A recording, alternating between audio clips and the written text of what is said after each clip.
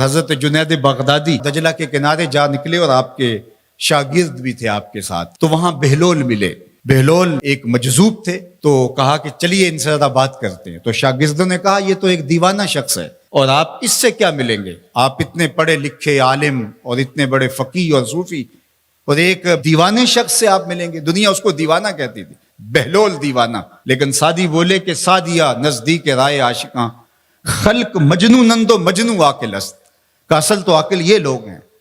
تو خیر حضرت جنید بغدادی گئے اور بہلول کو سلام کیا، کہا کہ آپ کون ہیں؟ تو کہا میں جنید بغدادی ہوں۔ تو کہا کیا کرتے ہو؟ کہا کہ میں پڑھنے پڑھانے کی ذمہ داریوں میں لگا ہوں۔ تو آپ نے فرمایا کہ کھانے کے آداب جانتے ہو؟ تو کہا کہ ہاں، ہاتھ دھوئے جائیں، بسم اللہ شریف پڑھی جائے، چھوٹا لقمہ لیا جائے اور چبا چبا کے کھایا جائے، اور اس کے بعد الحمدللہ کہا جائے۔ تو بہلول کہنے لگا کہ میں تو آپ کو بہت بڑا عالم سمجھتا تھا، آپ تو کھانے کے ادب کو بھی نہیں جانتے۔ اور اپنا کپڑا اٹھایا، جھاڑا اور ایک جانب چل دیے۔ شاگردوں نے کہا ہم نے آپ کو کہا تھا کہ اس شخص کے پیچھے جانے کا کیا فائدہ، یہ تو دیوانہ شخص ہے۔ تو کہا نہیں میں اس کے پیچھے چلتا ہوں۔ پھر آپ اس کے پیچھے بھاگے۔ تو پھر بہلول نے پلٹ کے دیکھا، کہا کہ کون ہو؟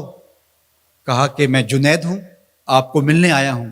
تو آپ نے پھر ایک سوال کیا، گفتگو لمبی ہو جائے۔ تیسری مرتبہ بھی جب وہ اپنا دامن چھاڑ کے گزرے تو پھر آپ آگے بڑھے۔ انہوں نے پوچھا کون ہو؟ انہوں نے کہا کہ میں ایک عام سا شخص ہوں، تو آپ کے پاس جو ہے وہ سیکھنے آیا ہوں۔ تو کہا کہ میں نے تم سے پوچھا تھا کہ کھانے کے آداب کیا ہیں، تو تم نے یہ بتایا تھا۔ کہا جی میں نے تو یہی پڑھا ہے اور میں نے یہی بتایا ہے۔ تو کہا کھانے کا سب سے پہلا ادب یہ ہے کہ لقمہ حلال کا ہو، باقی لقمے چھوٹے چھوٹے توڑ کے کھائے یا چبا چبا کے کھائے یا جو ہے وہ پانی پہلے پیے یا بعد میں پیے، کہا یہ باتیں بات کی ہے۔ سب سے پہلا ادب کھانے کا یہ ہے کہ لقمہ طیب ہو، لقمہ طاہر ہو، لقمہ پاکیزہ ہو۔ اللہ اکبر۔ تو ہمارے رب نے ہمیں پاکیزہ رزق کھانے کی تلقین فرمائی ہے۔ تو اللہ کے محبوب علیہ السلام نے اس شخص کا ذکر کیا جو لمبا سفر کر کے آیا اور وہ کعبۃ اللہ کے سامنے کھڑا، وہ اللہ تعالیٰ جل شانہ کو پکارتا ہے اور کیا کہتا ہے؟ یا رب یا رب، اشعث اغبر، اس کے بال بکھرے ہوئے ہیں اور اس کا لباس پھٹا ہوا ہے، پراگندہ سی حالت ہے، اور اللہ کے گھر کے سامنے کھڑا ہے، لمبے لمبے ہاتھ کر کے دعا مانگ رہا ہے، یا رب اے میرے اللہ، اے میرے اللہ۔ لیکن فرمایا وَمَطْعَمُهُ حَرَامٌ وَمَشْرَبُهُ حَرَامٌ وَمَلْبَسُهُ حَرَامٌ وَغُذِّيَ بِالْحَرَامِ فَأَنَّىٰ يُسْتَجَابُ لِذَٰلِكَ۔ فرمایا کہ اس نے جو کھایا ہے وہ حرام کا ہے، اس نے جو پیا ہے وہ حرام کا ہے، اس نے جو لباس پہنا ہے وہ حرام کا ہے۔ فرمایا اس کو جو غذا دی گئی ہے وہ غذا حرام کے مال سے اسے حاصل ہوئی تھی۔ فرمایا فَأَنَّىٰ يُسْتَجَابُ لِذَٰلِكَ۔ فرمایا مجھے بتاؤ کہ اس کی دعائیں کیسے قبول ہوں گی؟ وہ کعبۃ اللہ کے پردے کو تھام کے کھڑا ہے، ملتزم سے لپٹ کے رو رہا ہے، وہ حتیم میں کھڑا ہے، وہ کعبہ کے اندر بھی چلا گیا، کعبہ کی چھت پہ سقف بیت اللہ پہ بھی کھڑا ہے، مطاف میں کھڑا ہے، وہ حجر اسود کے ساتھ لپٹ کے دعائیں مانگ رہا ہے، مقام ابراہیم کے پاس کھڑا ہو کے دعائیں مانگ رہا ہے۔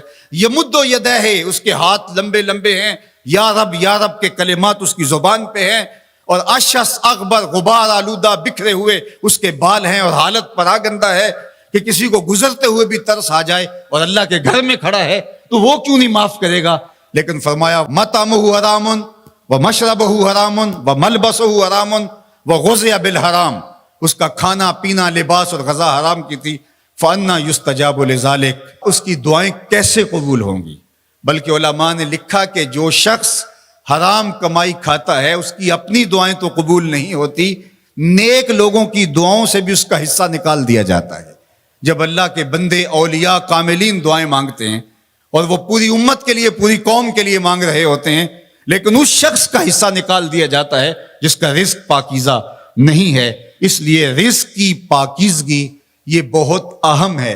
رومی علیہ الرحمہ فرماتے ہیں کہ اگر تمہارا رزق پاک ہوگا، تمہارا رزق ستھرا ہوگا، تمہارے سینے میں معرفت کا نور پیدا ہوگا، اور اگر تمہارے سینے میں غل، غش اور حسد، بغض، کینہ اور نفرتیں پیدا ہو رہی ہیں تو پھر تم غور کرو کہ تمہارے رزق میں کوئی مسئلہ ہے۔ تم کھاتے ہو اس کے نتیجے کے اندر حسد پیدا ہو رہا ہے، بغض پیدا ہو رہا ہے، نفرت، سستی اور کاہلی اور عبادت سے دوری پیدا ہو رہی ہے۔ جو رزق حلال ہے وہ عبادت کے لیے تقویت پیدا کرتا ہے، وہ تمہیں سچائی کی زندگی گزارنے کی طرف راغب کرتا ہے۔ تو اہم ترین چیز جو ہے وہ رزق کی پاکیزگی ہے،